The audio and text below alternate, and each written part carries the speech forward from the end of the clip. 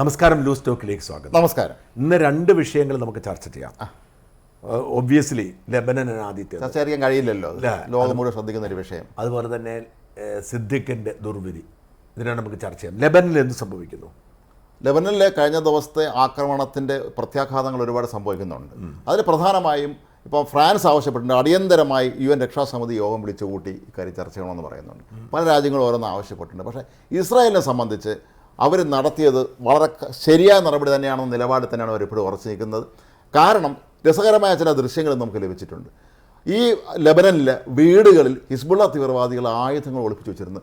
ഒരു വീടിൻ്റെ തട്ടുംപുറത്ത് മിസൈൽ ഇരിക്കുകയാണ്, വേറൊരു വീടിൻ്റെ സ്വീകരണ മുറിയിൽ കൊണ്ട് റോക്കറ്റ് വെച്ചിരിക്കുകയാണ്.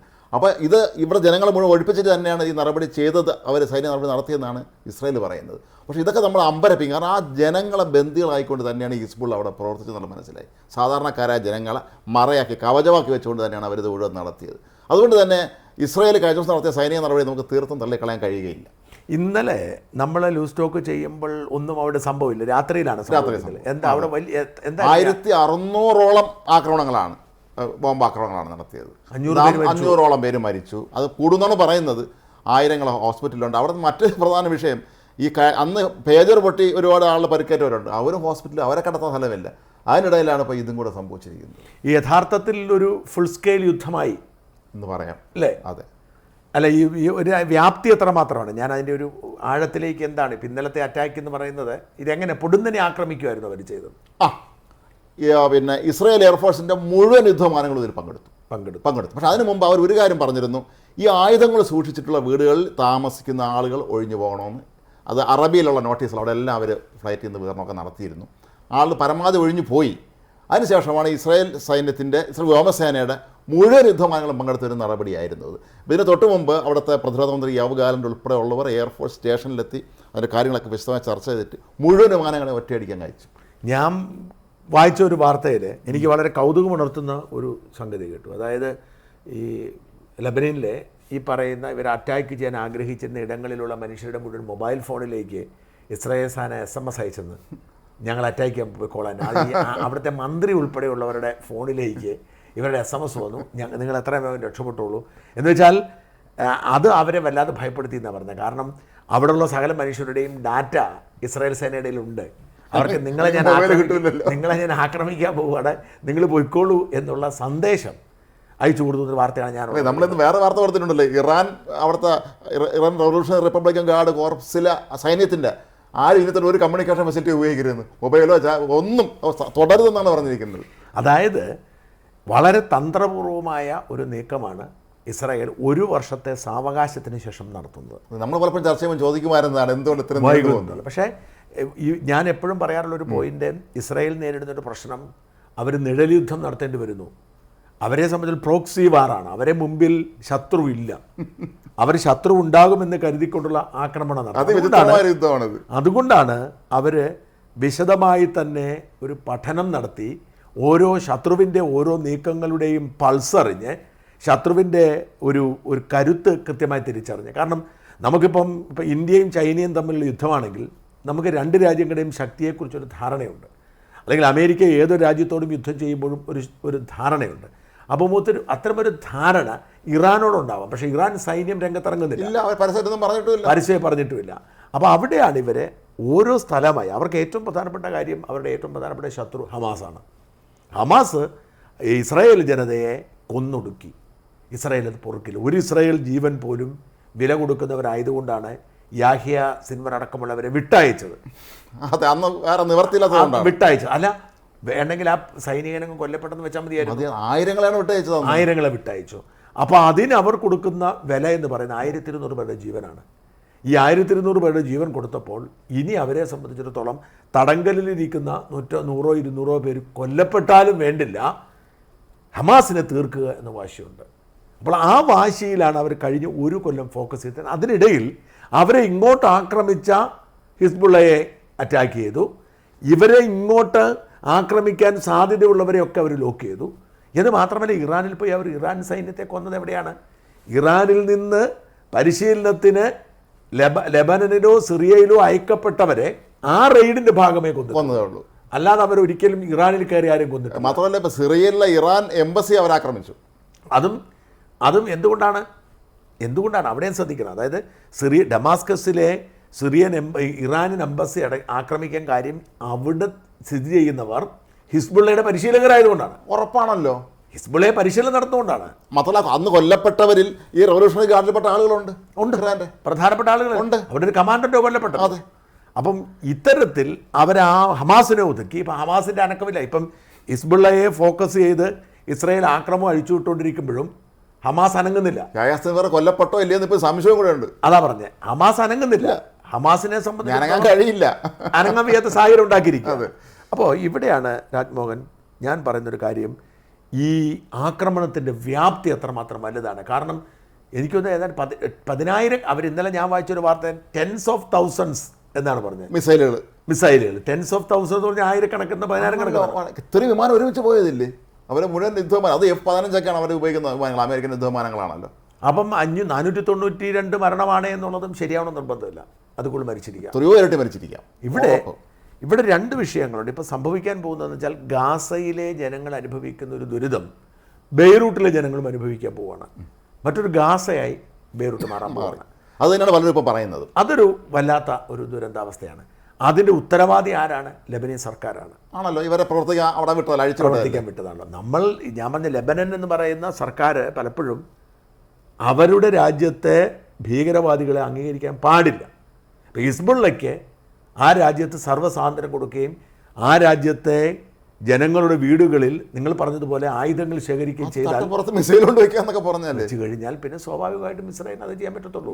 പക്ഷെ അപ്പോൾ കഷ്ടം ഇതാണ്, ഈ വളരെ കഷ്ടമാണ് ബെയ്റൂട്ടിലെ ജനങ്ങളുടെ ഭാവി എന്ന് പറഞ്ഞത്. ഇപ്പം ഗാസയിലെ ജനങ്ങളെ സംബന്ധിച്ചിടത്തോളം ഇവർക്ക് വേണമെങ്കിൽ പറയാം അവർ സ്വാതന്ത്ര്യ സമര പോരാളികളാണ് എന്ന് നമ്മുടെ മീഡിയവനൊക്കെ പറയുന്നത് പോലെ, നമ്മുടെ അജിംസും നിഷാദ് റാവത്തും പോരാളികൾ ആ അർത്ഥത്തിൽ ഞാൻ പറഞ്ഞ നമ്മൾ പരിഹസിക്കുമ്പോഴും ഈ ഫലസ്തീൻ എന്ന് പറയുന്ന ഒരു രാജ്യത്തിൻ്റെ, ഗാസ എന്ന് പറയുന്ന ഒരു നഗരത്തിൻ്റെ തെരഞ്ഞെടുക്കപ്പെട്ട, പിന്നീട് തെരഞ്ഞെടുപ്പ് നടന്നില്ലെങ്കിലും ഭരണാധികാരികൾ തന്നെയാണ് ഹമാസ്, ഉറപ്പാണല്ലോ. അപ്പോൾ അവിടുത്തെ ഒരു പ്രധാനമന്ത്രിയൊക്കെയാണ് അയാൾ.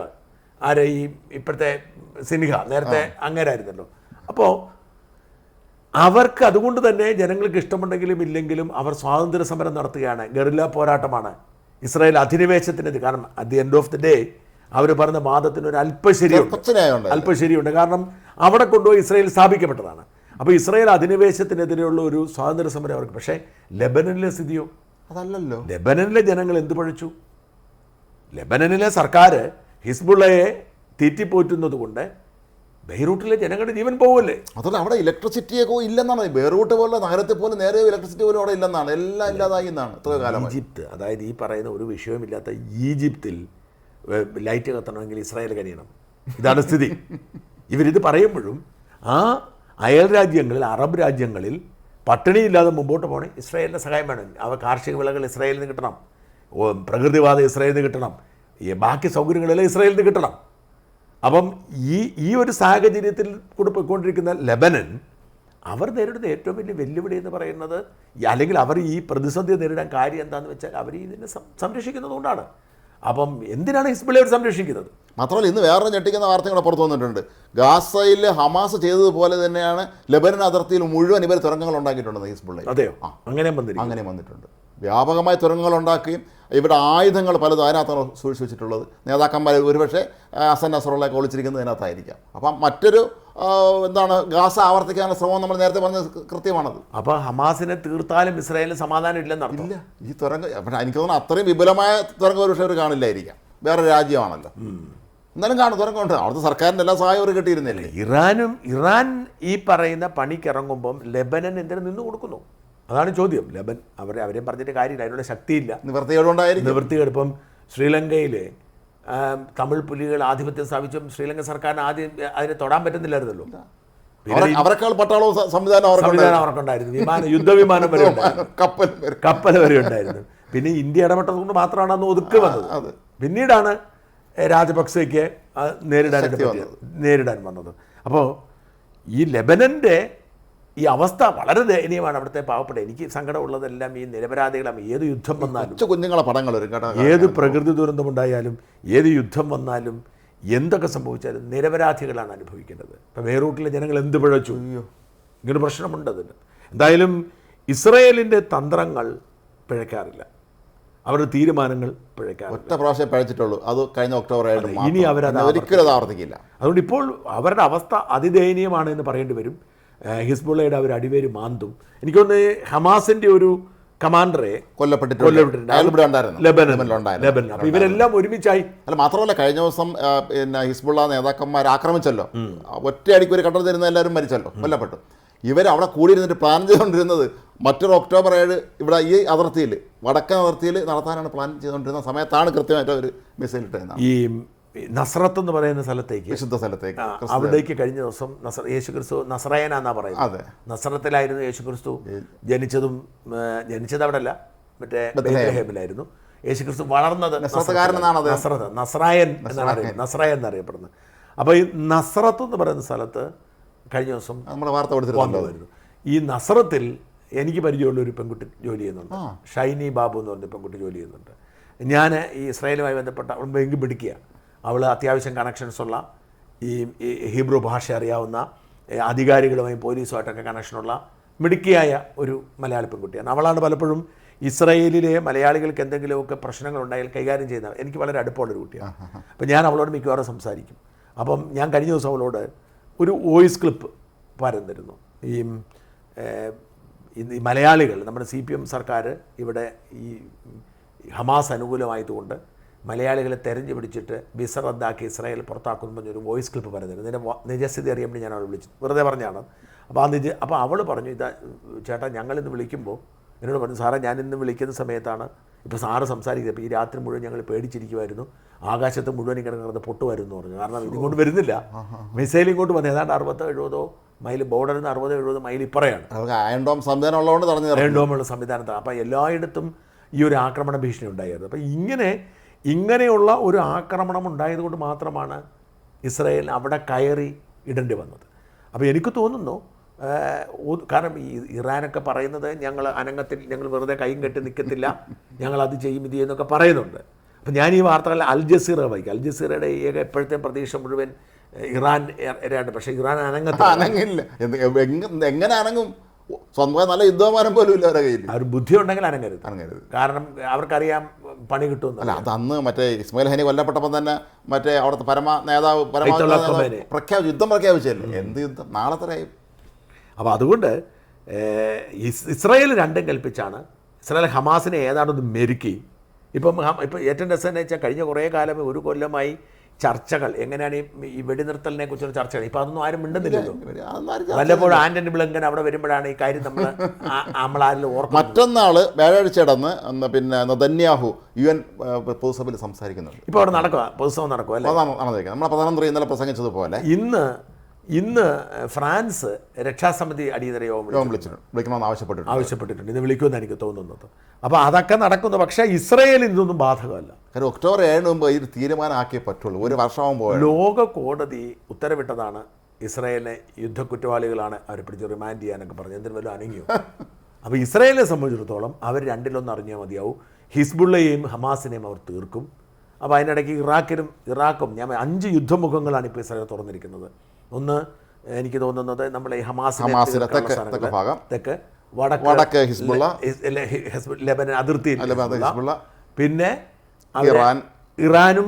ഇറാൻ നേരെയുള്ള സാധനം, പിന്നെ ഇറാഖും സിറിയയും ഉള്ളത്, ലെബനൻ്റെ യുദ്ധം. അപ്പോൾ ഈ തരത്തിലുള്ള 5 യുദ്ധം. എന്തായാലും എന്നെ അത്ഭുതപ്പെടുന്ന ഈജിപ്തും ജോർദാനും ഒന്നും മിണ്ടുന്നില്ല എന്നുള്ളതാണ്. തൊട്ടയൽപക്കത്ത് ഇതിൻ്റെ ഒരു ഇമ്പാക്റ്റ് ഉണ്ടാകുന്ന 2 രാജ്യങ്ങൾ ഈജിപ്തും ജോർദാനുമാണ്. ഇവർ ഈ എന്ത് ബഹളം നടന്നാലും നേരിട്ട് ബാധിക്കുന്ന 2 രാജ്യങ്ങളാണ്. പക്ഷെ അവരാരും ഒന്നും മിണ്ടുന്നില്ല. അവസാനിപ്പിക്കണമെന്ന് പറയുന്നതല്ലാതെ ഗൗരവമായി ഇടപെടലൊന്നും നടത്തുന്നത് എനിക്ക് തോന്നുന്നില്ല. ചെയ്യാൻ കഴിയില്ലല്ലോ. അല്ല, അവർക്ക് എന്ത് ചെയ്യാൻ പറ്റും? ഇത്രയും വൃത്തികേട് കാണിച്ചവരെ ന്യായീകരിക്കാൻ പറ്റുമോ? ഒത്തീർപ്പിനെ മുന്നോട്ട് വ്യവസ്ഥ വയ്ക്കുമ്പോൾ ഹമാസ് അപ്പോൾ തള്ളിക്കളയും. അവർ നടപ്പില്ലാത്ത ഏതെങ്കിലും വിചിത്രമായ വ്യവസ്ഥ മുന്നോട്ട് വയ്ക്കും. എന്തായാലും ഈ ഒക്ടോബർ 7 തുടങ്ങിയ ആ വലിയ യുദ്ധം അത് തുടരുകയാണ്. ഇസ്രായേൽ വിജയത്തിലേക്ക് തന്നെ പോയിക്കൊണ്ടിരിക്കുന്നു. ഭീകരവാദികളെ തുടച്ചു നീക്കി മാത്രമേ, ആരൊക്കെ കരഞ്ഞാലും ആരൊക്കെ നിലവിളിച്ചാലും എത്ര അടുപ്പ് കൂട്ടി ചർച്ച നടത്തിയാലും അവർക്ക് അത് അവസാനിപ്പിച്ചേ മതിയാകൂ. ലോകത്ത് ഒരുപാട് രാജ്യങ്ങൾക്ക് ഇതൊരു മാതൃകയാണ്. തീവ്രവാദ പ്രവർത്തനങ്ങൾ നടക്കുന്ന രാജ്യങ്ങൾക്കെല്ലാം ഇതൊരു മാതൃകയാണ്. നിരപരാധികളുടെ ജീവൻ ഒരുപാട് നഷ്ടപ്പെടുന്നുണ്ട്, സങ്കടകരമാണ്. എങ്കിൽ പോലും അത് നമുക്ക് ഒരു തരത്തിലും അംഗീകരിക്കാൻ കഴിയില്ല. പക്ഷേ ഒരു വല്ലാത്തൊരു അവസ്ഥയാണ് അത്. നമുക്കത് അവിടെ നിർത്താം. നമുക്ക് നമ്മുടെ സിദ്ദിഖിലേക്ക് പോകാം. സിദ്ദിഖിന് സംഭവിച്ചത് എന്താണ് രാജ്മോഹൻ? സിദ്ദിഖിൻ്റെ ആ ഒരു പീഡന കേസിൽ നിന്ന് അദ്ദേഹം മുൻകൂർ ജാമ്യമായി ഹൈക്കോടതിയെ സമീപിച്ചപ്പോൾ ജാമ്യം നിഷേധിച്ചു മാത്രം കോടതിയിൽ ഒരുപാട് നിരീക്ഷണങ്ങളുണ്ട്. ഇദ്ദേഹത്തിൻ്റെ പേരിൽ ഒരുപാട് സംശയങ്ങൾ ഉന്നയിക്കുന്നുണ്ട് കോടതി. മാത്രം കോടതി മറ്റൊരു പ്രസക്ത ചോദ്യം ചോദിച്ചിട്ടുണ്ട്, ഹേമ കമ്മീഷൻ റിപ്പോർട്ട് എന്തുകൊണ്ട് ഇത്രയും ദിവസം പൂഴ്ത്തി വെച്ചു എന്നും കൂടെ. വളരെ പ്രത്യേകതയുള്ള ഒരു സംഭവം തന്നെയാണ്. സിദ്ദിഖിനെ സംബന്ധിച്ച് ഇത് വലിയൊരു തിരിച്ചടിയാണ്. കാരണം മറ്റുള്ളവർക്കൊക്കെ ജാമ്യം കിട്ടി. മുകേഷിനെ ഇപ്പം അറസ്റ്റ് ചെയ്ത് വിട്ടല്ലോ, ഹൈക്കോടതി ജാമ്യമുണ്ട്. പക്ഷേ മുകേഷിൻ്റെ പേരുള്ള കേസ് മാത്രം, സിദ്ദിഖിൻ്റെ പേരുള്ള കേസ് മാത്രം നിലനിൽക്കുന്നു. അതിൻ്റെ അകത്ത് ഒരു വളരെ വിചിത്രമായി അതിനകത്ത് ഞാനിത് ഈ കേസ് ഒരുപാട് കൈകാര്യം ചെയ്തിട്ടുള്ള ആളുകൊണ്ട് എനിക്ക് മനസ്സിലാക്കിയിട്ടുള്ള കാര്യം ഞാൻ ആദ്യമേ പറയാം. ഈ കേസ് മാനേജ്മെൻറ്റ് എന്ന് പറയുന്നത്, നിങ്ങളുടെ ഭാര്യ വക്കീലാണ്, കേസ് മാനേജ്മെൻറ്റ് എന്ന് പറയുന്ന ഒരു വലിയ ഘടകമാണ്. വക്കീൽ എന്ന് പറയുന്ന ഒരാൾ, ആ വക്കീലിനെ സംബന്ധിച്ചിടത്തോളം അയാളുടെ മുമ്പിൽ കിട്ടുന്ന അനേകം കേസുകളിൽ ഒന്ന് മാത്രമായിരിക്കും നമ്മുടെ കേസ്. ഒരുപാട് കേസ് കിട്ടുന്നുണ്ട്, ഒരുപാട് പ്രശ്നങ്ങളുണ്ട്, അവരത് നേരിടുന്നുണ്ട്. എല്ലാവർക്കും അവർ വക്കീലിൻ്റെ അടുത്ത് ചെല്ലുമ്പോൾ അവർക്ക് വേണ്ടത് അവരെ രക്ഷപ്പെടുത്തുക എന്നുള്ളതാണ്. ഇതിപ്പോൾ ആശുപത്രി ഡോക്ടർമാരുടെ അടുത്ത് രോഗികൾ ചെല്ലുന്ന പോലെ. അപ്പം അവരെ സംബന്ധിച്ചിടത്തോളം ഒരു രോഗിയോട് ഇമോഷണൽ റിലേഷൻഷിപ്പ് കാത്തു സൂക്ഷിക്കാൻ പറ്റത്തില്ല. ഇതേ സംഭവമാണ് വക്കീലിനെ സംബന്ധിച്ചിടത്തോളം. ഈ കേസുകൾക്കിടയിൽ ഒരു കേസ് മാത്രമാണ്, പക്ഷേ അക്യൂസ്ഡിനെ സംബന്ധിച്ചുള്ള അവൻ്റെ ജീവൻ്റെ പ്രശ്നമാണ്. ഇപ്പം ഞാൻ കേസ് ഉണ്ടായ സമയങ്ങളിലൊക്കെ ഞാൻ ഒരുപാട് വക്കീലന്മാരെ നമുക്ക് എന്ന് വെച്ചാൽ നമ്മളൊരു പെട്ടെന്നൊരു കേസിലേക്ക് വന്ന് പലപ്പോഴും ഈ കണ്ടിന്യൂസ് ആയിട്ട് ഒഫൻസ് ചെയ്യുന്നവർ, ക്രിമിനലുകൾ, അവർക്ക് സംവിധാനം ഉണ്ടാവും. ക്രിമിനൽ അല്ലാത്ത നമ്മളെപ്പോലുള്ളവർ കേസിൽ ചെന്നപ്പെടുമ്പോൾ നമുക്ക് ആദ്യം തന്നെ ഒരു അങ്കലാപ്പാണ്. കാരണം ഇത് എങ്ങനെ കൈകാര്യം ചെയ്യും നമുക്കറിയത്തില്ല. രണ്ട് കാര്യം, നമുക്ക് ഒരുപാട് വക്കീലന്മാരെ പരിചയം കാണും. ഇപ്പോൾ എനിക്ക് പേഴ്സണലി ഒരുപാട് വക്കീലന്മാരെ അറിയാം. ഇപ്പോൾ എൻ്റെ കേസ് വന്നപ്പോൾ സുപ്രീം കോടതിയിൽ പോകാൻ വരെ തയ്യാറായി സുപ്രീം കോടതിയിൽ വക്കീലന്മാർ വരെ വന്നിട്ടുണ്ട്. പലരും പേരുള്ളവരാണ്. പക്ഷേ നമ്മൾ കേസ് ഏൽപ്പിക്കുക എന്ന് പറയുന്ന ആൾക്ക് നമ്മളോടൊരു പേഴ്സണൽ ടച്ചോട് വേണം. എന്നുവെച്ചാൽ വെറും ഒരു വക്കീൽ എന്ന നിലയിൽ കേസിനൊക്കെ രണ്ട് തരങ്ങളുണ്ട്. ഒന്ന്, നിയമത്തെക്കുറിച്ചുള്ള ജ്ഞാനമുണ്ടാവണം, നിയമത്തെക്കുറിച്ച് താല്പര്യം ഉണ്ടാവണം. 3, നമ്മളോടൊരു ലോയൽറ്റിയും ഇഷ്ടം ഉണ്ടാവണം. കാരണം വക്കീൽ പണി ചെയ്യുന്നത് എന്തിനാ? ഫീസിനാണ്. അത്രേ ഉള്ളൂ. ആ ഫീസിന് ഒരു വക്കീലിന് എന്തിനാണ് ഒരു നിയമ സംവിധാനത്തെ പോലും അട്ടിമറിക്കാൻ പവർഫുള്ളായിട്ടുള്ള ആളുകളുണ്ടാവും. അപ്പോൾ വളരെ പ്രധാനപ്പെട്ട കാര്യം കേസ് മാനേജ്മെൻറ്റ്. ഈ കേസ് മാനേജ്മെൻറ്റ് നടത്തിയില്ലെങ്കിൽ പെറ്റി കേസിന് പോലും ശിക്ഷിക്കപ്പെടും എന്നതിൻ്റെ തെളിവാണ് ബാലകൃഷ്ണപിള്ള. കേസ് നമ്മളെപ്പോഴും ശ്രദ്ധിക്കേണ്ട കാര്യം എന്ന് വെച്ചാൽ കേരളത്തിലെ ഏറ്റവും വലിയ അഴിമതിക്കാരൻ ബാലകൃഷ്ണപിള്ള അല്ല. പക്ഷേ അഴിമതി കേസിൽ ശിക്ഷിക്കപ്പെട്ട ഏക മനുഷ്യൻ ബാലകൃഷ്ണപിള്ള, ഏറ്റവും അതിസമ്പന്നമായ കുടുംബത്തിൽ ജനിച്ച ആണ്. അതിൻ്റെ കാരണം അത് മനോജിനെ ആരാണ്ട് ഏൽപ്പിച്ചു, ശരണ്യ മനോജനെ കണ്ട് ഏൽപ്പിച്ചു. അവരുടെ രീതി നടത്തി. ആ സീരിയസ് കേസിൻ്റെ ഓരോ ചലനത്തിനും സീരിയസ്നെസ് കൊടുക്കണം. കാരണം എന്നോട് ശാസ്ത്രമംഗൽ അജിത് കുമാർ പറഞ്ഞ കാര്യം, സാറിനോട് പറഞ്ഞൊരു കഥ എന്താണെന്ന് വെച്ചാൽ, ഷാജൻ, ഈ കേസ് എന്ന് പറയുന്ന സാധനം വാദിച്ച് ജയിക്കുക എന്ന് പറഞ്ഞാൽ വലിയ കാര്യമൊന്നുമില്ല. അതിനൊരു വക്കീലൊരു പണ്ഡിതനൊന്നും ആവണ്ട. പുസ്തകം തുറന്ന് നോക്കാമല്ലോ. ഇപ്പം നിൻ്റെ പേരിൽ ബലാത്സംഗം ചെയ്തതാണെങ്കിൽ വകുപ്പ് ഏതാണെന്ന് അറിയത്തില്ല, പുസ്തകം തുറന്ന് നോക്കിയാൽ വകുപ്പ് എഴുതി വെച്ചിട്ടുണ്ട്. ഇതാണല്ലേ ബലാത്സംഗം, പഠിച്ചേക്കുക. അതിൻ്റെ അകത്ത് നേച്ചർ എഴുതി വെച്ചിട്ടുണ്ട്, ബലാത്സംഗം എന്താണ്, അതിന് പഴുത്. മാന്യമായ ബുദ്ധി ഉണ്ടെങ്കിൽ, പറയാനറിയാമെങ്കിൽ ഏത് വക്കീലിനും ജയിക്കാം. വക്കീൽ വിജയിക്കുന്നത് ഒരു കോടതിയിൽ വരുന്ന ജഡ്ജിൻ്റെ ആ ദിവസത്തെ മൂഡും ആ ദിവസത്തെ സൈക്കോളജിയും കൃത്യമായി തിരിച്ചറിഞ്ഞ് ഇത് അവതരിപ്പിക്കുന്നതിലാണ്. അതായത് ഒരു ജഡ്ജ് എന്ന് പറഞ്ഞൊരു വ്യക്തിയാണ്, മനുഷ്യനാണല്ലോ. അയാളത് എങ്ങനെ വിധിക്കണമെന്നൊന്നും ഒരു നിയമവും ഇല്ലല്ലോ. ഇപ്പം നിയമം ഇങ്ങനെയാണ് എന്നതുകൊണ്ട് അങ്ങനെ തന്നെ ചെയ്യണമെന്നൊന്നുമില്ല. ആ നിയമം ഇങ്ങനെയാണ് എന്നുള്ളത് ബോധ്യപ്പെടുത്തി അയാളുടെ ഈഗോയെ ഹർട്ട് ചെയ്യാതെ കാര്യങ്ങൾ അവതരിപ്പിച്ച് ആ വിജയിക്കുന്നിടത്താണ് വിജയിക്കുന്നത്. അത് മാത്രം ഒരുപാട് ഇപ്പം എനിക്ക് കേസുണ്ടാകുമ്പോൾ ഞാൻ ഭയങ്കര നിരാശനാവാറ്. കാരണം എന്തുകൊണ്ടാണെന്ന് വെച്ചാൽ നമ്മൾ മാറി നിൽക്കണമല്ലോ. അപ്പം ശ്യാം സാറാണ് പിന്നീട് നമ്മളിങ്ങനെ പലയിടത്തും തിരിച്ചിട്ട് ശ്യാം സാറാണ് നമ്മുടെ കേസെല്ലാം കൈകാര്യം ചെയ്യുന്നത്. ഒരുപാട് വക്കീലന്മാർ. അപ്പോൾ ഈ ശ്യാം സാറിൻ്റെ ഒരു കുഴപ്പം എന്ന് പറഞ്ഞാൽ, ശ്യാം സാർ നമുക്ക് ജാമ്യം എടുത്തു തരും, പക്ഷേ ധൃതി വെക്കത്തില്ല. ഇപ്പം നമുക്കെതിരെ ഒരു ജാമ്യയിലെ വകുപ്പുണ്ടായി, നമ്മൾ ആഗ്രഹിക്കുന്നത് എന്താണ്, പിറ്റേ ദിവസം ശ്യാം സാർ അവിടെ കൊണ്ടുപോയി ശ്യാം സാർ പറയും മാറി നിൽക്കണേ, നിന്നു. കാരണം ശ്യാം സാറിന് കുറേ കേസുകളുണ്ടാവും. ആ കേസിനെല്ലാം ശ്യാം സാർ തുല്യ പ്രാധാന്യം കൊടുക്കുന്നത്. അപ്പോൾ എൻ്റെ കേസിന് വേണ്ടി വേറൊരാളുടെ കേസ് ശ്യാം സാർ ബലി കൊടുക്കത്തില്ല. അതൊക്കെ കഴിഞ്ഞ് ശ്യാം സാറിന് ഈ കേസ് പഠിക്കാനുള്ളൊരു സമയം വേണം. ആ സമയത്ത് ശ്യാം സാറ് പഠിച്ചാൽ അതേ പഠിക്കൂ. ആദ്യം ശ്യാം സാർ എന്താണ്, എൻ്റെ വീഡിയോ ശ്യാം സാർ ഒരു 30-40 തവണ കേൾക്കും. നടക്കാൻ പോകുമ്പോഴും ഇത് കേട്ടുകൊണ്ടിരിക്കും. എന്നിട്ട് ആ മുഴുവൻ ഇങ്ങനെ കാണാപ്പാടം പഠിച്ചിട്ട് അതിൽ നിന്നൊക്കെ ശ്യാം സാറിന് ഏതെല്ലാം തരത്തിലുള്ള ഇൻ്റർപ്രിട്ടേഷൻ വരുമെന്ന് പഠിക്കും. എന്നിട്ട് എൻ്റെ നിയമങ്ങൾ പഠിക്കും. എന്നിട്ട് എൻ്റെ വാദം ചോദിക്കും. അല്ലെങ്കിൽ എന്നെ കിട്ടുന്നില്ലെങ്കിൽ, ഞാൻ ഒളിവിൽ പോകുമ്പോൾ എന്നെ കിട്ടത്തില്ലെങ്കിൽ നമുക്കറിയാവുന്ന ഇതുമായി ബന്ധപ്പെട്ട് അറിയാവുന്ന ആളുകളെ വിളിച്ച് ചോദ്യം ചെയ്യും. അവരോട് ശത്രുവിനെ പോലാണ് സംസാരിക്കുന്നത്. എന്ന് വെച്ചാൽ ഇത് കേട്ടാൽ ഓർക്കും നമ്മൾ തോറ്റുപോകുന്ന ഓർക്കും. എന്തിനാണ് ഈ തരത്തിൽ സംസാരിക്കുമ്പോൾ എന്തെങ്കിലും ന്യായം ഉണ്ടോയെന്ന് അറിയാനാണ്. അങ്ങനെ സംസാരിച്ച് പോയി കഴിഞ്ഞാൽ ജാമ്യം എടുത്തു തരും. ശ്യാം സാറിന് വേറൊരു കുഴപ്പങ്ങളുണ്ട്. നമ്മൾ ആഗ്രഹിക്കുന്നത് എന്താണ്, നേരെ ഹൈക്കോടതി പോയിട്ട് മേടിക്കണമെന്നാണ്. സംസാർ ജില്ലാ കോടതിയിലെ പോകത്തുള്ളൂ. നമ്മൾ ആദ്യമേ സാർ അങ്ങനെ ചെയ്യും. എന്നോട് ശ്യാം സാർ പറഞ്ഞൊരു പോയിന്റ്, ഞാൻ ഇപ്പോഴും ഈ സിദ്ദിഖിൻ്റെ കേസ് വന്നപ്പോൾ ഓർക്കുന്നത്, ജില്ലാ കോടതിയിൽ ആണ് നമ്മൾ ആദ്യം അപ്രോച്ച് ചെയ്യാൻ പറ്റുന്നൊരു ഫോറം. ജില്ലാ കോടതിയിലാണ് കുറച്ചുകൂടെ നമുക്ക് കൺവിൻസ് ചെയ്യാൻ പറ്റുന്നത്. ഹൈക്കോടതി കുറച്ചുകൂടെ ഉയർന്ന കേസുകൾ കൈകാര്യം ചെയ്യുകയും ഈ ഭരണഘടനമായ വീഴ്ചകളുണ്ടോ അല്ലെങ്കിൽ ട്രയലിൽ എന്തെങ്കിലും വീഴ്ച, അതായത് ഒരു എറേഴ്സ് ഓഫ് ദി എന്താണ് പറഞ്ഞത് ട്രയലാണ് ഈ ഹൈക്കോടതി പ്രാക്ടീസ് ചെയ്യുന്നൊരു വക്കീലിനെ മജിസ്ട്രേറ്റ് കോടതി പോയിട്ട് ഒരു കേസ് വാദിച്ച് ജയിക്കാൻ പറ്റും. എൻ്റെ ഭാര്യ എപ്പോഴും പറയാനുള്ളൊരു കാര്യമാണ്. പുള്ളിക്കാരി പറയാറുണ്ട്, കീഴ്ക്കോടതി പ്രാക്ടീസ് ചെയ്യാതെ ഹൈക്കോടതിയിൽ കേസ് വാദിക്കാൻ പോരുന്നതാണ്. കാരണം ഇത് അറിയാമെങ്കിൽ മാത്രമേ ചിലർ നേരെ LB പാസ്സായിട്ട് ഹൈക്കോടതി പ്രാക്ടീസ് ആരംഭിക്കും. കീഴ്ക്കോടതി ഒന്നും അവർ പോയിട്ടില്ലായിരിക്കും. അപ്പം പുള്ളിക്കാരുടെ തന്നെ പഴയ ഒരു സഹപ്രവർത്തനെ കുറിച്ച് ഇങ്ങനെ പറഞ്ഞിട്ടുണ്ടായിരുന്നു. അപ്പോൾ പുള്ളിക്കാരൻ്റെ കേസ് വരുമ്പോൾ ഇങ്ങോട്ട് കൊടുത്തേക്കുള്ളൂ. കാരണം പുള്ളിക്കാരന് പറ്റില്ല, ഹൈക്കോടതിയിൽ പുള്ളി പ്രാക്ടീസ് ചെയ്തിട്ടുള്ളൂ, കീഴ്ക്കോടതി പ്രാക്ടീസ് ചെയ്തിട്ടുള്ളൂ. ഈ പറയുന്ന സാഹചര്യം മനസ്സിലാക്കിക്കൊണ്ട് തന്നെ എപ്പോഴും നല്ലത് സെഷൻസ് കോടതി, കീഴ്ക്കോടതി ജാമ്യാപേക്ഷ കൊടുക്കുകയാണ്. ഇപ്പോൾ റേപ്പിന് വന്നപ്പോൾ സിദ്ദിഖ് യഥാർത്ഥത്തിൽ പോവേണ്ടിയിരുന്ന തിരുവനന്തപുരം പ്രിൻസിപ്പൽ സെഷൻസ് ജഡ്ജി കോടതിയിലായിരുന്നു. അപ്പോൾ രണ്ട് കാര്യം മനസ്സിലും എന്നെ സംബന്ധിച്ചിടത്തോളം റിസ്ക് ഉണ്ട്. കാരണം എന്താ വെച്ചാൽ എൻ്റെ ജാമ്യാപേക്ഷ പരിഗണിച്ചുകൊണ്ടിരിക്കുമ്പോൾ പോലീസിനെ അറസ്റ്റ് ചെയ്യുക, ഈ ജാമ്യാപേക്ഷ പരിഗണിക്കുമ്പോൾ അറസ്റ്റ് ചെയ്യരുത് എന്ന് വകുപ്പില്ല, അങ്ങനെയൊന്നും ഇല്ല. അതായത് അല്ലെങ്കിൽ കോടതി പറയണം അറസ്റ്റ് ചെയ്യരുത്, ഇൻ്ററിം ഓർഡർ കൊടുക്കണം, നോട്ട് അറസ്റ്റ് എന്നല്ലേ. നോട്ട് അറസ്റ്റ്, ഈ നോട്ട് അറസ്റ്റ് പൊതുവെ കോടതികൾ കൊടുക്കാറില്ല. അപ്പോൾ ഈ സമയത്ത് അറസ്റ്റ് ചെയ്താൽ ഒന്നും സംഭവിക്കത്തില്ല. പക്ഷേ കോടതി പരിഗണിച്ചുകൊണ്ടിരിക്കുന്ന ഒരു കേസിൽ എങ്ങനെയാണ് അറസ്റ്റ് ചെയ്യുന്നത് എന്ന് പറഞ്ഞ് പോലീസ് ഒഴിയും. ഇത് നമ്മൾ മനസ്സിലാക്കേണ്ട ഒരു കാര്യം.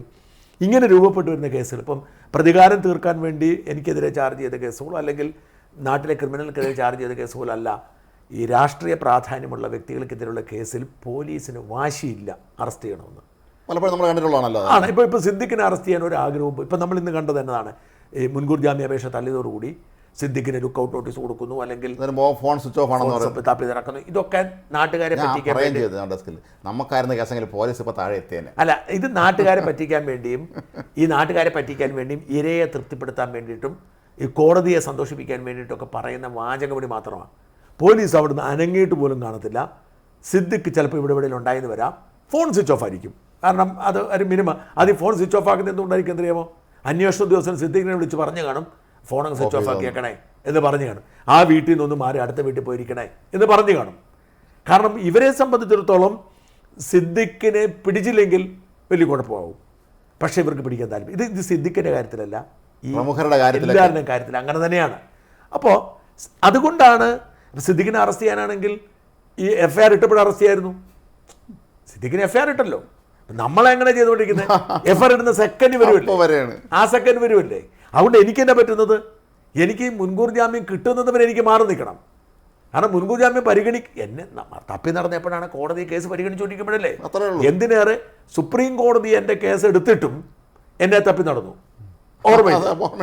അപ്പം ഇത്തരം ഒരു സാഹചര്യം ഇവിടെ സിദ്ദിഖിനെ പറ്റി ആദ്യത്തെ പാളിച്ച എന്ന് പറയുന്നത് ദിലീപിനെ വിശ്വസിച്ചതാണ്. അതെങ്ങനെയാണെന്ന് ചോദിച്ചാൽ, ഈ ദിലീപിൻ്റെ കേസ് മാനേജ് ചെയ്യാൻ എപ്പോഴും കൂടെ നിന്നിരുന്ന സിദ്ദിഖായിരുന്നു. അതെ ഓർമ്മയുണ്ട്. ഇന്നിപ്പോൾ എന്നെ ഒരു സിനിമാ നടൻ വിളിച്ചിട്ട് പറഞ്ഞാൽ എന്നാണെന്നറിയോ, അത് ആ നടിയോട് ചെയ്ത, ദിലീപിന് വേണ്ടി ആ നടിയോട് ചെയ്ത ദ്രോഹത്തിൻ്റെ ശിക്ഷ ദൈവം കൊടുത്താൽ. ഇന്നൊരു നടൻ എന്നോട് പറഞ്ഞാണ്. എനിക്കതിൽ എനിക്കതിൽ സന്തോഷമുണ്ട്. ഈ കേസിൽ അയാൾ കുറ്റവാളിയാണെന്ന് എനിക്കറിയത്തില്ല. പക്ഷേ അന്ന് ആ നടിക്കെതിരെ അങ്ങേയറ്റം വരെ പോയി കളിച്ചത് സിദ്ദിഖാണ്.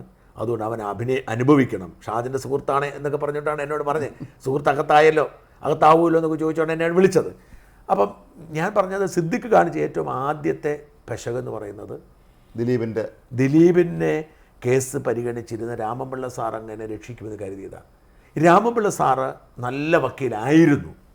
പക്ഷേ രണ്ട് കാര്യങ്ങൾ മനസ്സിലാക്കണം. രാമപിള്ള സാറിന് ഇപ്പോൾ ഒരുപാട് പ്രായാധിക്യമുണ്ട്, നടക്കാനൊക്കെ അദ്ദേഹത്തിന് വളരെ അദ്ദേഹത്തിന് കാര്യങ്ങൾ മനസ്സിലിരിക്കുന്നില്ല.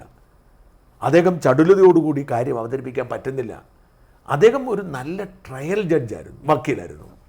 അതായത് അദ്ദേഹം, ഞാൻ പലപ്പോഴും ഒരു ക്രൈം സീനിൽ പോയി പോലീസുകാരെ പോലെ തന്നെ പഠിച്ചിട്ട് ആ സീനിൽ സംഭവിച്ചിരിക്കുന്നതിനെക്കുറിച്ച് പുള്ളി കംപ്ലീറ്റ് വിശദാംശം എഴുതിയിട്ട് അതായിരിക്കത്തില്ല മഹസറിലുള്ളത്. അദ്ദേഹം പലപ്പോഴും കേസ് ജയിക്കുന്നത് അങ്ങനെയാണ്. ഇപ്പോൾ ഒരു കൊലപാതകം നടന്നു, ആ കൊലപാതക സീനിൽ പോയി ഒരു പോലീസ് പഠിക്കുന്ന പോലെ അദ്ദേഹം പഠിക്കും, ഫുള്ള് നോട്ട് എഴുതും. അപ്പോൾ അദ്ദേഹത്തിൻ്റെ കേസിൻ്റെ ട്രയൽ ആകുമ്പോൾ കംപ്ലീറ്റ് അറിയാം. പോലീസ് 10 കൊല്ലം മുമ്പായിരിക്കുമല്ലോ 100 കേസ് എഴുതിയിരിക്കുന്നത്. അപ്പം ഇവിടെ പോലീസുകാരെ വന്ന് മൊഴിയെടുക്കാൻ ചോദിക്കുമ്പോൾ മാസ്റ്റർ എഴുതിയിരിക്കുന്നതും പോലീസ് പറയുന്നതും ഒന്നും ഇദ്ദേഹം അത് കൃത്യമായി പറഞ്ഞുകൊണ്ടാണ് പലപ്പോഴും ജയിക്കുന്നത്. അത്തരം പ്രാഗൽഭ്യമൊക്കെ ഉണ്ടെങ്കിലും ഇപ്പോഴത്തെ ഒരു മാറിയ സാഹചര്യത്തിനനുസരിച്ച് ഒരു കേസിൻ്റെ മേൽ ശക്തമായി നിൽക്കാനുള്ള ശേഷി കുറഞ്ഞു വരുവാണ് അദ്ദേഹത്തിന്. ഇപ്പം ഞാൻ പറഞ്ഞ നമ്മുടെ ഒരു കേസിൽ നമുക്കെതിരെ വന്നത് രാമപിള്ള സാറാണ്. അപ്പം ഞാൻ ഞെട്ടിപ്പോയി. ദൈവമേ, ഈ കേസിൽ രാമപിള്ള, ചെറിയ കേസിൽ, അതായത് ഏതോ ഒരു 153 ചുമത്തിയ കേസിൽ. അപ്പം ഞാൻ അത് ഓർത്തു. അപ്പം പക്ഷേ രാമപിള്ള സാർ ആ കോടതി വന്നിരുന്ന ആ കാശ് മേടിച്ച് നല്ലാതെ 5 ലക്ഷം രൂപ കൊടുത്ത് കാണുമായിരിക്കും. രാമപിള്ള സാറിന് കേസ് എന്നാന്ന് പോലും അറിയത്തില്ല സംസാരിച്ചത്. നമ്മുടെ വക്കീൽ പറഞ്ഞു, എൻ്റെ മുന്നേടാ രാമപിള്ള സാർ എന്നതാ നിൻ്റെ കേസാണെന്ന് പോലും അറിയാതെ സംസാരിക്കുന്നതെന്ന് പറഞ്ഞു സംസാരിക്കുന്നു പറഞ്ഞു. അയ്യോ, ആ ഒരു സിറ്റുവേഷനിൽ ഇപ്പോൾ ദിലീപിൻ്റെ വക്കീലാണല്ലോ, ആ ഒരു നന്നായി അത് ട്രയൽ ചെയ്യുന്നുണ്ട് ദിലീപിൻ്റെ കേസ്. അവിടെ രാമപിള്ള സാറിനെ വിശ്വസിച്ചാണ് സിദ്ദിഖിന് പറ്റിയ ആദ്യത്തെ പ്രശ്നം. സിദ്ദിഖ് ഒരു കാരണവശാലും ഇത് നേരെ ഹൈക്കോടതിക്ക് പോകരുതായിരുന്നു, കീഴ്ക്കോടതി പോകണമായിരുന്നു. അവിടുന്ന് തള്ളിയായിരുന്നെങ്കിൽ അപ്പോൾ തന്നെ ഹൈക്കോടതിയിൽ മുൻകൂർ ജാമ്യം ഇടുന്നു, കുറച്ച് സമയം കൂടെ കിട്ടുന്നു. അപ്പോഴത്തേക്കും മാത്രമല്ല, ഹൈക്കോടതിയിൽ ഈ താഴത്തെ കോടതിയിൽ തള്ളുന്ന സാഹചര്യം എന്താണെന്ന് മനസ്സിലാക്കി ആ പഴുതുകൂടി അടച്ച് ഹൈക്കോടതി സമീപിക്കാം. അപ്പം സിദ്ദിഖിൻ്റെ മുമ്പിൽ ഇനി സുപ്രീം കോടതി പോകുന്ന വഴിയേ ഉള്ളൂ. അപ്പോൾ വേറെ പ്രശ്നമുണ്ട്. ഹൈക്കോടതിയിൽ നിന്ന് ജാമ്യം തള്ളിയാൽ ഈ പൊടുന്നതിന് ജില്ലാ കോടതി ഹൈക്കോടതി പോകുന്ന വേഗത്തിൽ ചെല്ലത്തില്ല, സമയമെടുക്കും. അതായത് ഈ ഹൈക്കോടതിയിലെ ഈ സുപ്രീം കോടതിയിലെ അവസ്ഥ എങ്ങനെയാണെന്ന് വെച്ചാൽ, നമ്മൾ സ്പെഷ്യൽ ലീവ് പെറ്റീഷൻ SLP ഇടണം. ഈ SLPക്ക് നമ്പർ ഇടാൻ തന്നെ സമയമെടുക്കും. രാജ്യത്തെ മുഴുവൻ കേസ് രാജ്യത്തെ ഒരു കോടതിയിലേ ഉള്ളൂ. ഈ SLPക്ക് നമ്പർ ഇട്ട് കിട്ടണമെങ്കിൽ, ഇത് മാത്രമല്ല ഈ ഹൈക്കോടതി നമ്മളൊരു കംപ്ലൈൻറ്റ് കൊണ്ട് കൊടുത്താൽ അതിന് എന്തെങ്കിലും ഡിഫക്ട്സ് ഉണ്ടെങ്കിൽ മാറ്റിത്തന്നെ അവസരം കിട്ടും. സുപ്രീം കോടതി അതൊക്കെ നേരത്തെ താഴെ തന്നെ ക്ലിയർ ചെയ്ത് വിട്ടു. ഡിഫക്ട്സ് ഉണ്ടെങ്കിൽ തന്നെ പോവുക കേസ്. അങ്ങനെ SLP ഇട്ട് അത് കഴിഞ്ഞ് ഡേറ്റ് കിട്ടത്തുള്ളൂ. SLP നമ്പർ ഇട്ടതിന് ശേഷം മാത്രമേ ഡേറ്റ് കിട്ടത്തുള്ളൂ. മിനിമം 3 ആഴ്ച എടുക്കും. ഈ 3 ആഴ്ച പീരീഡ് സുപ്രീം കോടതി കേസ് എടുത്തെന്ന് പരിഗണിക്കുന്നു പറയാൻ പറ്റത്തില്ല. മാറ്റി വയ്ക്കാമല്ലോ. അല്ല, കേസ് എടുക്കണമെന്നില്ല. ഈ 3 ആഴ്ച നമ്പർ ഇട്ടെങ്കിലും ആ 3 ആഴ്ച കൊണ്ട് തന്നെ കേസ് വിളിക്കുന്ന നിർബന്ധം. ലിസ്റ്റ് വരണം. പിന്നീട് സുപ്രീം കോടതി ലിസ്റ്റ് വരും, നാളെ കേസുണ്ട്. ആ ലിസ്റ്റ് വരുമ്പോൾ മാത്രമേ കേസുള്ളൂ. ഇപ്പോൾ SLP നമ്പറൊക്കെ ഇട്ടു, നമ്മൾ ആ SLPയുടെ ഡേറ്റും കാത്തിരിക്കുമ്പോഴത്തേക്കും ഈ ലിസ്റ്റ് ഇല്ലെങ്കിൽ ഇല്ല, അത്രേ ഉള്ളൂ. ഇപ്പോൾ സുപ്രീം കോടതി പലപ്പോഴും ലിസ്റ്റ് ചെയ്യുന്ന കേസ് മൊത്തം അന്ന് കേൾക്കാറില്ല. പിന്നെ അവൻ്റെ ഭാവി പിന്നെയും പോകും. ഈ ഒരു പ്രതിസന്ധിയിൽ സർക്കാർ അറസ്റ്റ് ചെയ്യാനായിട്ട് നീക്കം നടത്തും പോലീസ്. അത് പക്ഷേ ഞാൻ മുമ്പ് പറഞ്ഞ മാതിരി ജനത്തെ കബളിപ്പിക്കാനുള്ള പരിപാടിയാണ്, നടന്നൊന്നും വരത്തില്ല. അതുകൊണ്ട് സുപ്രീം കോടതിയിൽ പരിഗണിക്കുന്നത് വരെ ഇതിങ്ങനെ അങ്ങ് പോകും. ഇപ്പോൾ ഇപ്പോഴത്തെ ഒരു ആകാംക്ഷയൊക്കെ 2 ദിവസം കഴിയുമ്പോൾ തീരും. ഈ സിദ്ദിഖിൻ്റെ ഒളിവ് ജീവിതത്തെക്കുറിച്ചുള്ള വാർത്തയൊക്കെ 2 ദിവസം കഴിയുമ്പോൾ തീരും. കാരണം അത് ഷാജൻസ്കരി അല്ലല്ലോ. അതുകൊണ്ട് തന്നെ 2 ദിവസം കഴിയുമ്പോൾ തീർന്നു കഴിയുമ്പം ആളുകൾ അടുത്ത പണിക്ക് പോകും. സിദ്ദിഖിൻ്റേതായ ജീവിതം ആരും അറിയാതെ കുറച്ചു കാലം പുറത്ത് വരാതെ മുമ്പോട്ട് പോകും. പക്ഷെ സുപ്രീം കോടതി ജാമ്യം പരിഗണിക്കാതിരുന്നാൽ, അല്ലെങ്കിൽ ജാമ്യം കൊടുക്കാതിരുന്നാൽ സംഭവിക്കും. അവിടെ ഒരു അപകടമുണ്ട്. കാരണം സുപ്രീം കോടതി ജാമ്യം കൊടുക്കണമെന്ന് ഉറപ്പില്ല. ഈ സുപ്രീം കോടതിക്ക് ചില പ്രിൻസിപ്പിൾസ് ഉണ്ട്. ആ പ്രിൻസിപ്പിൾസിൽ അവരുടെ ബെയിൽ ഇസ് ദ റൈറ്റ് എന്നുള്ള വിശ്വാസം സുപ്രീം കോടതി. നമ്മളെപ്പോഴും മനസ്സിലാക്കുന്നത് 3 കൊല്ലം വരെ തടവ് കിട്ടുന്ന ഒരു കുറ്റകൃത്യമാണ് ചുമത്തിയിരിക്കുന്നതെങ്കിൽ, കൊഗ്നൈസബിൾ ഒഫൻസ് ആണ് ചുമത്തിയിരിക്കുന്നതെങ്കിൽ, bail is the right of the accused ആണ്, നമ്മുടെ അവകാശമാണ്. അതിൽ കൂടുതലാണെങ്കിൽ bail is the discretion of the judge ആണ്, അനുവദിക്കാതിരിക്കുക. അപ്പോൾ ഇവിടെ ഈ ഡിസ്ക്രിഷൻ ഹൈക്കോടതി ജഡ്ജ് ഉപയോഗിക്കുന്നു. സുപ്രീം കോടതിക്ക് മറ്റൊരു പ്രിൻസിപ്പിളുണ്ട്. 7 വർഷം വരെ തടവ് കിട്ടുന്ന കുറ്റകൃത്യമാണെങ്കിൽ ജാമ്യം കൊടുത്ത് വിടേ എന്നുള്ളതാണ് സുപ്രീം കോടതിയിൽ. ഇപ്പോൾ നമ്മൾ 153 ഒക്കെ നമുക്ക് ചാർജ് ഇല്ലോ മതവിദ്വേഷമൊക്കെ, അല്ലെങ്കിൽ SC/ST ഒക്കെ വന്നപ്പോൾ സുപ്രീം കോടതിയുടെ നിലപാടെന്ന് പറഞ്ഞാൽ ഈ നിങ്ങൾ എന്തിനാണ് അവരൊക്കെ ഇത് വിടുക എന്നുള്ളതാണ് പോളിസി. പക്ഷേ റേപ്പ്, പോക്സോ കേസ്, മർഡർ ഇത്യാദി ഗൗരവമേറിയ കുറ്റകൃത്യങ്ങളിൽ അങ്ങനെ ഒരു പോളിസി സുപ്രീം കോടതിക്കില്ല. മാത്രമല്ല പോലീസ് ഇവിടെ തെളിവെടുപ്പ് നടത്തിയപ്പോൾ പല ഇതിന് ഈ പെൺകുട്ടി പറഞ്ഞതിന് അനുകൂലമായ പല തെളിവുകളും ലഭിക്കുകയും ചെയ്തിട്ടുണ്ട്. അത് മറ്റൊരു കാര്യമാണ് രാജ്മോഹൻ. അതായത് ഈ റേപ്പ് കേസിൻ്റെ ഒരു പ്രത്യേകത, റേപ്പ് കേസ് വേറെ 1-2 കേസുകൾ മാത്രമേ ഇതുവരെ നമ്മുടെ രാജ്യത്തെ നിയമം അനുസരിച്ച് ഒരാളുടെ മേലൊരു കുറ്റകൃത്യം അക്യൂസ് ചെയ്താൽ അക്യൂസ് ചെയ്യുന്ന പ്രോസിക്യൂഷൻ്റെ ബാധ്യതയാണ് തെളിവ് ഹാജരാക്കുന്നത്. അതായത് അക്യൂസിൻ്റെ ബാധ്യത അല്ല.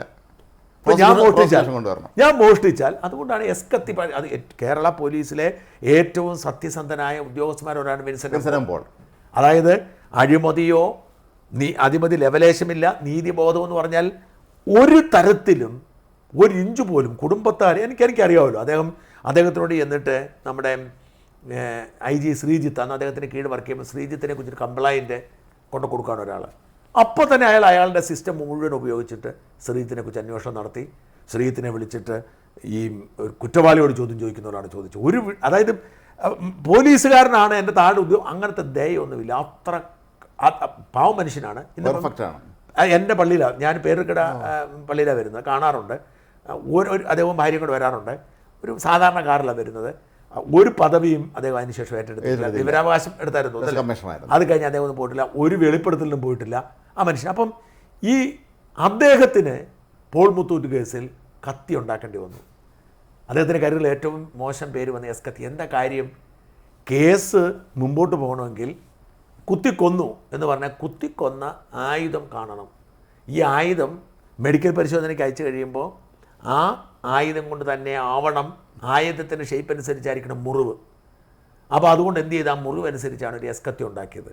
അപ്പോൾ ഇത് നമ്മുടെ നിയമത്തിൻ്റെ പ്രശ്നം. പക്ഷേ ഈ റേപ്പ് കേസിൽ അങ്ങനെയില്ല. പലപ്പോഴും ഈ കേസുകൾ പ്രതിയാകുന്ന പ്രതികൾക്ക് അറിയാത്തത് കൊണ്ടാണ്. ഇപ്പം പോലീസിന് കൊടുക്കുന്ന മൊഴികൾ കോടതി വാലിഡിറ്റി ഇല്ല. അപ്പോൾ ശരിക്കും ഇടി കിട്ടാതിരിക്കാൻ വേണ്ടിയിട്ട് ചെയ്യേണ്ടത് എല്ലാം സമ്മതിക്കുകയാണ് ചെയ്യേണ്ടത്. ഇപ്പം നമ്മളെ ഒരു പോലീസിന് ചോദ്യം ചെയ്യും, എല്ലാം ഞാൻ കൊന്നായിരുന്നു, അയ്യോ ഞാൻ അങ്ങനെ ചെയ്തായിരുന്നു, ഒന്നും ചെയ്യാൻ പറ്റില്ല. ഇത് അവിടെ കോടതിയിൽ വേറെയാണ് അവസ്ഥ. അപ്പോൾ ഇവിടെ റേപ്പ് കേസിൽ പക്ഷേ എങ്ങനെയാണ് എവിഡൻസ് ഉണ്ടാകുന്നത്? ഒരാളെ റേപ്പ് ചെയ്യുന്നത് ഇപ്പം 101-ാം മുറിയിൽ, മസ്കറ്റ് കോർട്ടിലെ 101-ാം മുറിയിൽ സിദ്ദിഖ് പൂട്ടിയിട്ട് റേപ്പ് ചെയ്തു എന്ന് പറയുന്നത് പൂട്ടിയിട്ടിട്ടാണ്, മുറി അടച്ചിട്ടാണ്. അപ്പോൾ അതുകൊണ്ട് സാഹചര്യ തെളിവുകൾ മതി ഇതിന്. അല്ലെങ്കിൽ റേപ്പിന് ഇരയായാൽ, അപ്പം സിദ്ദിഖ് പറയുകയാണ് ഞാൻ ഈ സമയത്ത് ദുബായിലായിരുന്നു, സിക്കിൻ്റെ പാസ്പോർട്ട് ദുബായിലായിരുന്നു, തെളിവായി. അല്ലെങ്കിൽ സിദ്ദിഖിന് ശേഷിയില്ല, മെഡിക്കൽ പരിശോധന കൊടുത്തിച്ചാൽ മതി. അതുകൊണ്ടാണ് ഇപ്പം സിദ്ദിഖിൻ്റെ ശേഷി പരിശോധിക്കണമെന്ന് പറയുന്നുണ്ടല്ലോ ഇന്ന് കോടതി പറഞ്ഞിരിക്കുന്നത്. അപ്പോൾ ഇവിടെ ഈ സാഹചര്യങ്ങളെല്ലാം ഒത്തുവന്നു. അതായത് സ്വിമ്മിംഗ് പൂൾ കാണാം. അല്ല, ആ പറഞ്ഞ ദിവസം സിദ്ദിഖ് മസ്കറ്റ് കോടതി താമസിച്ചിരുന്നു. ആദ്യത്തേത് 101-ാം മുറിയിൽ തന്നെയാണ് താമസിച്ചിരുന്നത്. ആ മുറിയിൽ നിന്ന് ഉറങ്ങുമ്പോൾ സ്വിമ്മിംഗ് പൂൾ കാണാം. അവിടുന്ന് സിദ്ദിഖ് എന്ന് കഴിച്ചിരുന്ന ചോറും തൈരും മീൻകറിയും അവിടെ ബില്ലെടുത്ത് പരിശോധിച്ചു. ഹോട്ടലിൽ ചെന്നിട്ട് പോലീസ് സിദ്ദിഖിൻ്റെ പഴയ ബില്ലെടുത്ത്, മസ്കറ്റ് ഹോട്ടലല്ലേ, പഴയ ബില്ലുണ്ട്, സർക്കാർ ഹോട്ടലേ, പഴയ ബില്ലെടുത്ത് പരിശോധിച്ചപ്പോൾ കറക്റ്റാണ്, മീൻകറിയും തൈരും ചോറുമാണ് കഴിച്ചിരിക്കുന്നത്. അപ്പം ഈ കാര്യങ്ങളെല്ലാം ഒത്തുവന്നതോടുകൂടി പിന്നെ ആകെപ്പാടെ അവശേഷിച്ചിരുന്നത് എന്തുകൊണ്ട് മിണ്ടിയില്ല എന്നുള്ളതാണ്. 2016 സംഭവമാണ്. പക്ഷേ 2019 ഈ കൊച്ചിതിനെ കുറിച്ചൊന്ന് പറഞ്ഞിരുന്നു. അന്ന് പക്ഷേ മീറ്റുവിൻ്റെ ഭാഗമായിട്ട് പറഞ്ഞാൽ നമ്മളാരും അത് ഗവനിച്ചില്ല. അപ്പോൾ അത് പക്ഷേ കോടതി അതിന് ഇളവ് കൊടുത്തു. മാത്രമല്ല ഈ പെൺകുട്ടിക്കെതിരെ സിദ്ദിഖ് എന്തൊക്കെയോ പ്രസ്ഥാനങ്ങളൊക്കെ നടത്തിയിരുന്നു. അപ്പോൾ അതുകൊണ്ട് അത് വിനയായി. ഇപ്പോഴത്തെ സാഹചര്യത്തിൽ പ്രഥമ ദൃഷ്ടിയ കുറ്റമുണ്ട് എന്ന് കോടതി പറഞ്ഞു. അത് ഭയങ്കര ഡേഞ്ചറസ് ആയിട്ടുള്ള പ്രസ്താവനയാണ്. എന്നുവെച്ചാൽ ഈ വിധി അവിടെ നിലനിൽക്കുന്നിടത്തോളം കാലം ട്രയൽ കോടതി, ഇത് താഴത്തെ കോടതിയാണല്ലോ ഇതിന് ട്രയൽ ചെയ്യേണ്ടത്. ഇപ്പം ജാമ്യമാണ്. ജാമ്യം കഴിഞ്ഞിട്ട് താഴെ വന്ന് ട്രയൽ ചെയ്യുമ്പം ഹൈക്കോടതി പറയുകയാണ് ഇതിൻ്റെ അകത്ത് ബലാത്സംഗം നിലനിൽക്കുമെന്ന് പറഞ്ഞ് താഴത്തെ കോടതിക്ക് എങ്ങനെ ബലാത്സംഗം എന്ന് പറയാൻ പറ്റുന്നത്? അവിടെ ഭയങ്കര ഡേഞ്ചറസ് ആണ്. അപ്പോൾ ഇവിടെ ഈ ഹൈക്കോടതി പറഞ്ഞിരിക്കുകയാണ് ഇയാൾ പ്രഥമ ദൃഷ്ടിയ ബലാത്സംഗം ചെയ്തിരിക്കുന്നു എന്ന് പറഞ്ഞാൽ ട്രയലിനെ പോലും ബാധിക്കും. അതുകൊണ്ട് സിദ്ദിഖിൻ്റെ മുമ്പിൽ വലിയൊരു വെല്ലുവിളിയാണ്. സിദ്ദിഖ് നേരിടാൻ പോകുന്നത് വലിയൊരു പ്രതിസന്ധിയാണ്. തീർച്ചയായിട്ടും സിദ്ദിഖിന് ജാമ്യം കിട്ടാതിരിക്കാൻ കൂടി സാധ്യതയുണ്ടെങ്കിൽ ജയിലിൽ പോയിട്ട് വരും. ആലോചിച്ച് നോക്കിയേ, സിദ്ദിഖിനെ പോലെ ഒരു വലിയ നടൻ, പ്രശസ്തനായ നടൻ, ഒരുപാട് കഴിവുള്ള നടൻ, ഭയങ്കര പ്രതിഭാധന. ഞാൻ എപ്പോഴും പറയാറുണ്ട്, ഈ സിദ്ദിഖ് ഏത് മേക്ക് ഓവർ വന്നാലും നമുക്കൊന്നും തോന്നുന്നില്ല. മീശ വെച്ചാലും മീശയിലെങ്കിലും കൊമ്പം മീശയും മുടി വെട്ടി എന്തായാലും പെർഫെക്റ്റ് ആയിരിക്കും. ഹാസ്യ നടനായി വന്ന ആളാന്ന് ഓർക്കണം. അതെ, തമാശ സിനിമകളിലാണ് ആദ്യം. അത് കഴിഞ്ഞിട്ട് വില്ലനൊക്കെ എന്ന് പറഞ്ഞാൽ എന്നതാ, ഇപ്പം മോഹൻലാലിൻ്റെ നേരൊക്കെ ഇല്ലേ, എന്താ മോഹൻലാലിൻ്റെ അവസാനത്തെ സിനിമയില്ലേ നേരെ, എന്താ ഒരു അഭിനയം, ഒരു വക്കീലായിട്ടാ. ആ വക്കീൽ എങ്ങനെയാണ് ആ ഇരയെ, ഇത് തന്നെയാണ് റേപ്പിനിരയായ വിരയെ എങ്ങനെയാണ് വക്കീൽ പോയി സൈക്കോളജിക്കലി തകർക്കുന്നത് എന്നതിൻ്റെ ഒരു എന്താ പറയുക, അതാണൊരു ഒരു സംഭവം എന്ന് പറയുന്നത്. അപ്പോൾ എന്തായാലും സിദ്ദിഖിന് വലിയ തിരിച്ചടി തന്നെയാണ്. സിദ്ദിഖിനെ പോലെ ഒരാൾ ലുക്കൗട്ട് നോട്ടീസ് പുറപ്പെടുവിച്ച് തപ്പി നടക്കേണ്ടി വരുന്ന സാഹചര്യം എന്ന് പറഞ്ഞാൽ ഹേമ കമ്മീഷൻ റിപ്പോർട്ടിൻ്റെ പശ്ചാത്തലത്തിൽ വളരെ സങ്കടകരമാണ്. അന്ന് തന്നെ മുകേഷിന് ജാമ്യം കിട്ടിയിരിക്കുന്നു. മുകേഷ് നേരത്തെ ജാമ്യം ഉണ്ടായിരുന്നു തോന്നുന്നു, അവൻ ചോദ്യം ചെയ്ത് വിട്ടയച്ചു. എന്തായാലും സിദ്ദിഖ് മാത്രമല്ല, മലയാള സിനിമയെ നേരിടുന്ന വലിയൊരു പ്രതിസന്ധിയാണ്. സിദ്ദിഖ് ജയിലിൽ പോവേണ്ട സാഹചര്യം തന്നെയാണുള്ളത്. നമസ്കാരം.